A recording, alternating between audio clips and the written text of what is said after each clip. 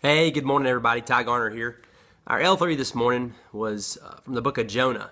And, there's a lot of good stuff that we can learn from Jonah. And we're most probably all familiar with, the fact that he got swallowed up by the whale and spit out and all that kind of stuff. He lived in the belly of the whale for 3 days. And probably you know that song from from Sunday school. But, there's a lot of good content, a lot of good things that we can learn from Jonah. And, one of the things about Jonah was he was, called by God to go to the Gentile people. So basically, he was an Israelite, he was God's people, and he was told to go and minister and witness to these sinners, right? And he didn't want to.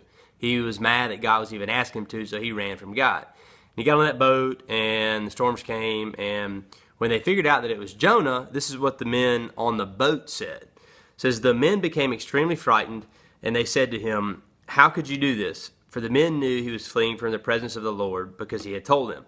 So that's Jonah 1:10. So the men on the boat, these were presumably, Gentiles, or quote, not God's people, and they feared the Lord more than Jonah did.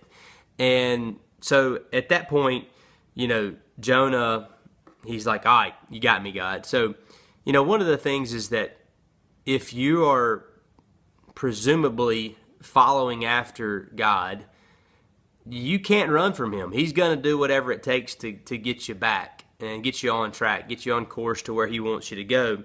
We got to be sure that our hearts are in line with God's plan for our lives. And like I said, he's going to do whatever it takes to make sure that your heart is lined up with him.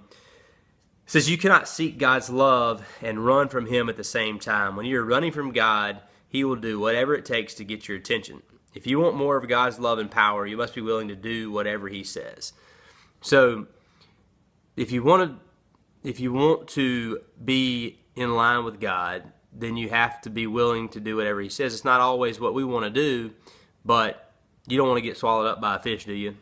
Well, I don't know exactly what that is or what that looks like in today's time, but I know that pursuing God and seeking him is better than the alternative. So I hope that speaks to you today. I hope that challenges you, and y'all have a great day, and we'll talk to you soon.